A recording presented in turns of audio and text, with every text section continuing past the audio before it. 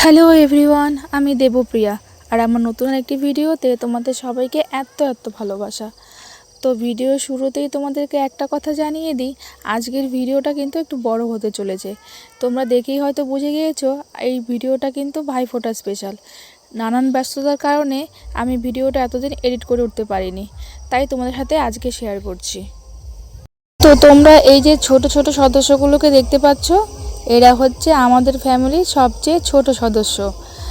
তো আমাদের এবারে ভাইফোঁটা মানে ছোট থেকে বড় হিসেবে শুরু হয়েছিল। তো এই যে এখানে মেয়েটাকে দেখতে পাচ্ছ, এ হলো আমার বড়দির মেয়ে।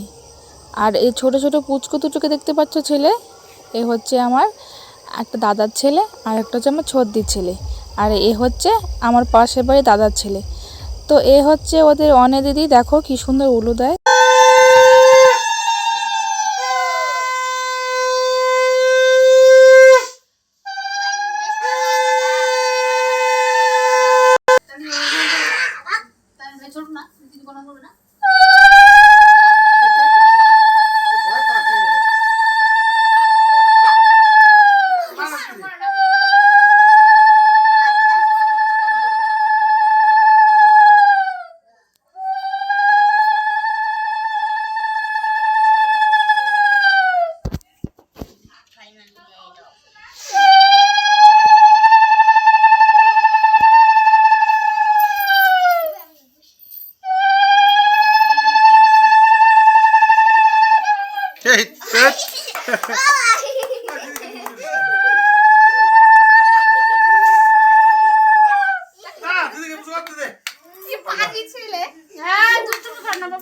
ঘরটা উঠে রাখ।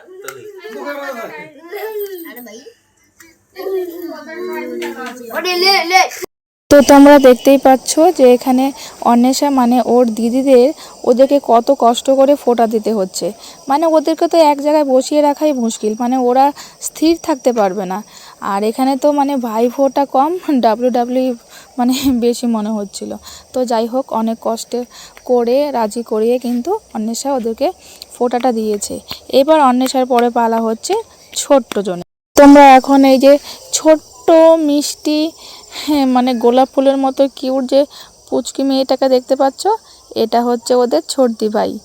আর এ কিন্তু মানে আমার বাধ্য, এ হচ্ছে আমার বড়দির ছোট মেয়ে, মানে মানিয়ে অন্তে প্রাণ।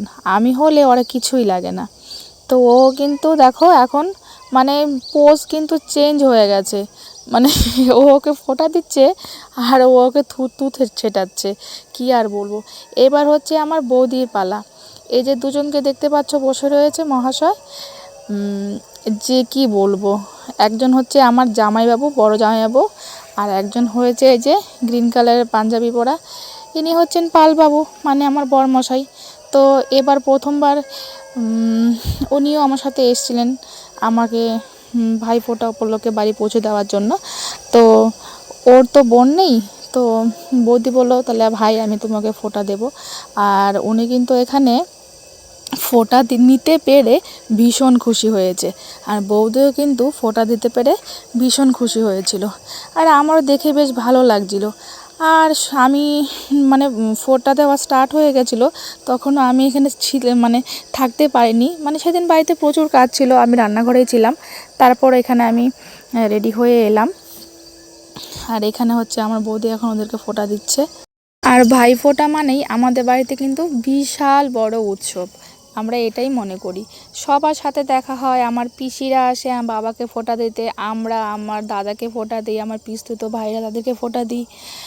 তারপর আমার দিদির মেয়েরা মানে আমার দাদার ছেলে, আমার ছোটদির ছেলে, ওদেরকে ফোঁটা দেয়। মানে মানে 3-4টে জেনারেশনে এখানে কিন্তু মানে ফোঁটা উদযাপন হয়।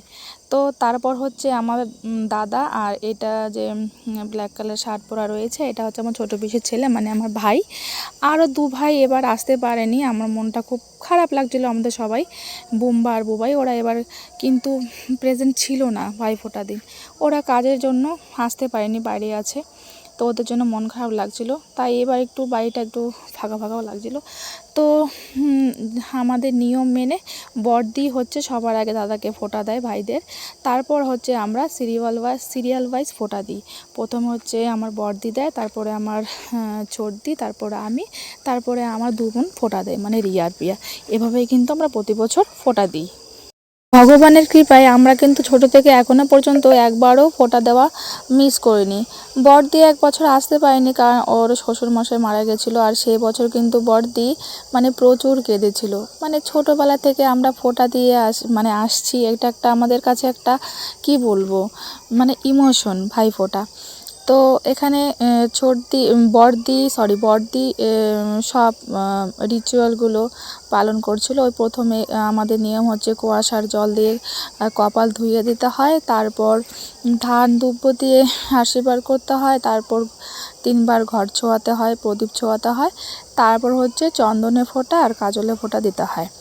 তো আমি তো প্রতি বছর ভুলে যাই, আর প্রতিবার বড়দি আমাকে বলে দেয়। মুখের ভাষা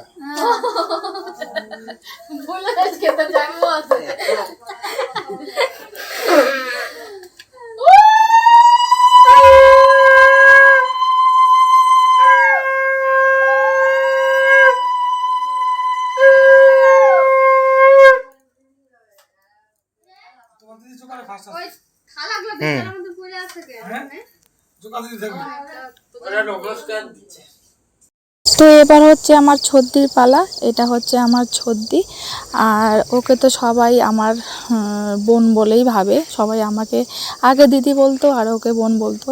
আসলে ছদ্দি কিন্তু দেখতে ভীষণ সুন্দর, এখনও কিন্তু দেখে মনে হয় আমার থেকেও ছোটো, সবাই ভাবে আমি বড় আর ও ছোট। তো যাই হোক, এখানে ছদ্দি সব নিয়ম পালন করে দাদাদের ফোঁটা দিচ্ছিল। তারপর হচ্ছিল আমার পালা, তখন আমি রেডি হচ্ছিলাম ঘরে। সেদিন তো আমি রেডি হওয়ারও সময় পাইনি। তো ফাইনাল আমি রেডি হয়ে এখানে এসেছি, আর আমি এখানে মেখলা চাদর পরেছিলাম যখন আমি আসামে ছিলাম। তো গত বছর যখন সেখান থেকে চলে এসেছি, তখন সেখান থেকে সববার জন্য আমি কিন্তু কিনে এনেছিলাম।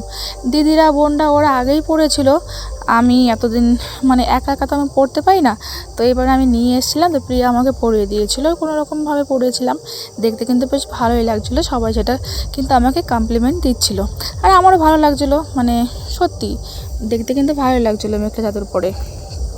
তো আমিও এখানে সব নিয়ম পালন করছিলাম, ভাইকে ফোঁটা দিচ্ছিলাম। আর এই যে এই ভাইটার বিয়ে হয়ে গেছে, কেউ বলবে এত ছোট ভাইয়ের বিয়ে হয়ে গেছে, ওর একটা পুচকু ছেলেও আছে, দাঁড়াও ওকেও দেখাবো।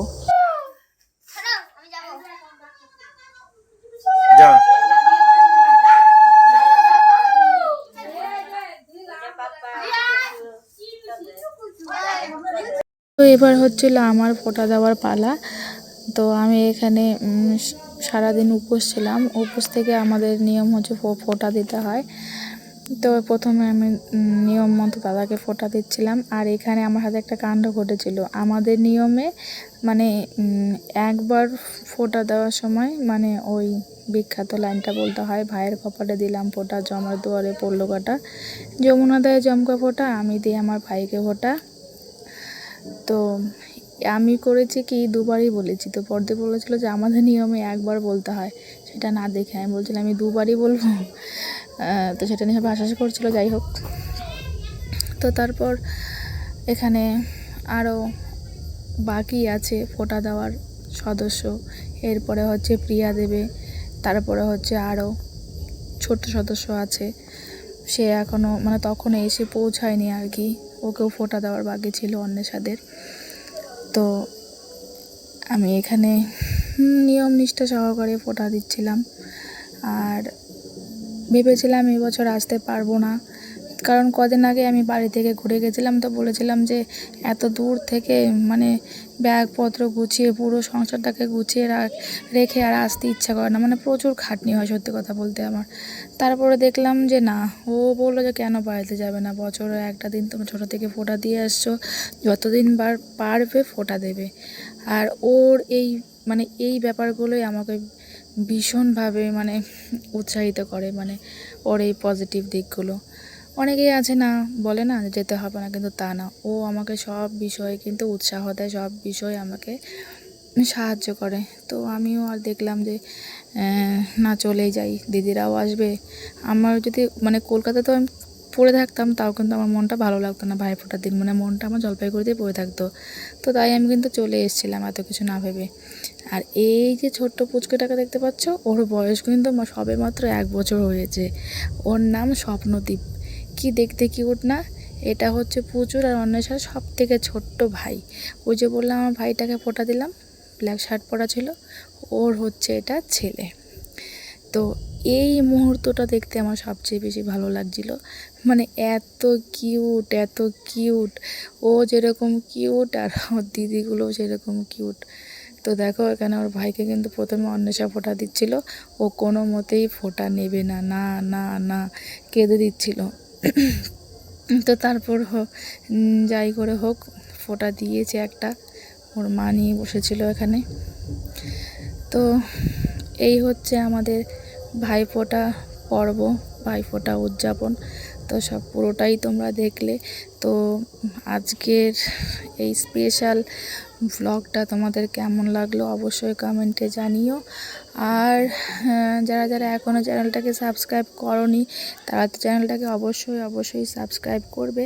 আর ভিডিওটা যদি ফেসবুক থেকে দেখে থাকো তাহলে কিন্তু পেজটাকে ফলো করে রাখবে।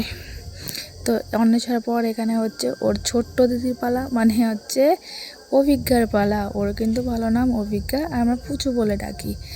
তো কিন্তু পুচু দিদির কাছ থেকে ফোঁটা নিতে একটুও দ্বিধাবোধ করেনি, মানে বাচ্চা জানে না। তারপর ও ছর্দি আবার বাবা ওর জন্য গিফট এনেছিল, দেখছি ছর্দি ওকে একটা গিফট দিয়েছে, যে টি শার্ট দিয়েছে। তো এই দৃশ্যটাই সব থেকে দেখতে বেশি ভালো লাগছিল। আর এই যে কিছু ছবি তোমাদের সাথে শেয়ার করলাম, এগুলো থেকে যাক আমার চ্যানেলে। যখন আমি আরও বৃদ্ধ হব, আরও বয়স্ক হব, তো আমরা তো মানে মানে আমাদের জীবন থেকে একটা দিন চলে গেল মানে আমরা আরেকটু বয়স্ক হয়ে গেলাম। তো এই স্মৃতিগুলো যখন আমি একা একা থাকি তখন আমি দেখি, আমার কিন্তু খুব যেরকম খারাপও লাগে।